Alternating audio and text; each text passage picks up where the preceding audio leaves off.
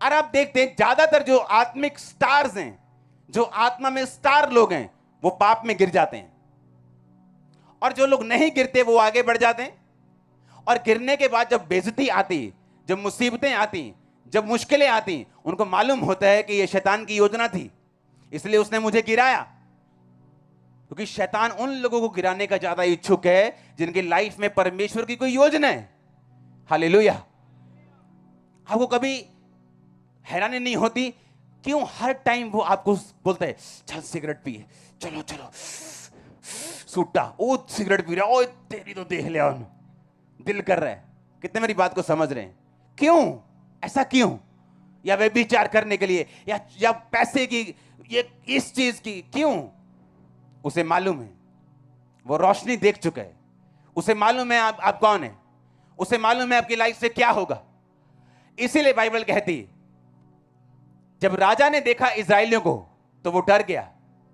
कहता ये इतने ज्यादा हो गए? कहते हाँ। कहता इनको दबाओ, ज्यादा मजदूरी करो। ज्यादा मजदूरी की उन्होंने दुहाई दी। परमेश्वर ने मूसा को भेज दिया। मूसा कहता छोड़ दे इनको। कहते अच्छा छोड़ दो, अच्छा तिगनी कर दो मजदूरी।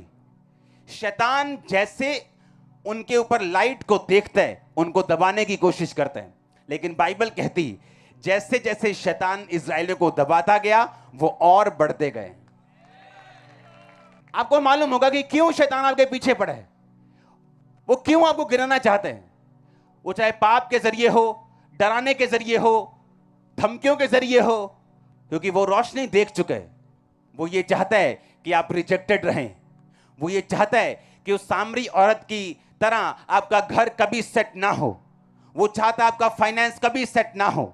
वो ये चाहता है, और उसका इंस्ट्रूमेंट, अगर शैतान आपकी लाइफ में कुछ चाहते हैं तो वो पूरा कर सकता है अगर आप उसके बताए रास्तों पे, व्यभिचार के रास्ता, नशे का रास्ता, गलत देखना, गलत सुनना, गालियां निकालना, अगर आप उस रास्ते पे चले तो वो उन सब चीजों को आपकी लाइफ में पूरा कर पाता है।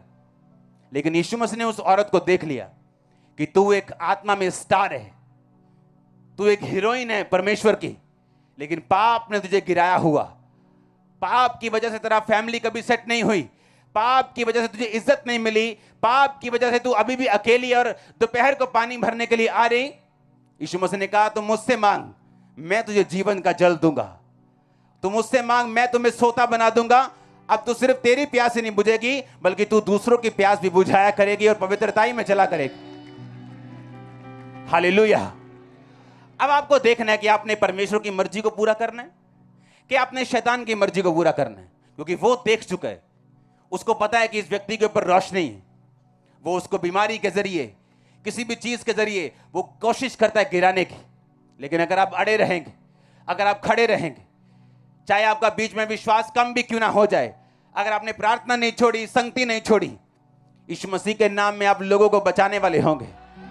यीशु मसीह के नाम में आप ऊपर उठाए जाने वाले। यीशु मसीह के नाम में आपके लेवल को मैं उठता हुआ देख रहा हूं। आमीन। ऊंचा। आप मेरी बात को समझ रहे कि नहीं? शैतान को पता है, लेकिन परमेश्वर जितना नहीं। इसलिए उस औरत को जब उसने देखा होगा, उसे तभी मालूम हो गया होगा कि ये कुछ करेगी। इससे पहले कि ये परमेश्वर के लिए कुछ करे, इसको गिराओ। एक husband, 2 husband, 3 husband, 4 husband, 5 husband, 6 husband, और हस्बैंड भी नहीं, बॉयफ्रेंड्स, उसको गिरा दिया, रिजेक्ट कर दिया। वो फेल हो चुकी थी अपनी फैमिली लाइफ में, सोशल लाइफ में, पर्सनल लाइफ में। और यीशु मसीह ने जब उसे देखा, आपको क्या लगता है कि वो इत्तेफाक से वहां गया? क्या यीशु मसीह इत्तेफाक से वहां गए उस कुएं के ऊपर? नहीं। यीशु मसीह को मालूम था कि मेरा एक स्टार है, मेरी एक हीरोइन है, मेरा एक हीरो है जो फंसा हुआ है शैतान के चुंगल में। आज मुझे उसे छुड़ाना है।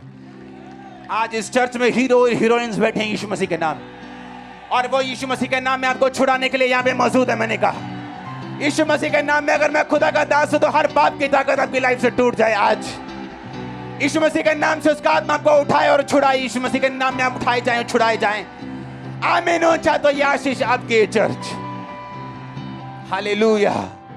जोर से बोलो हालेलुया।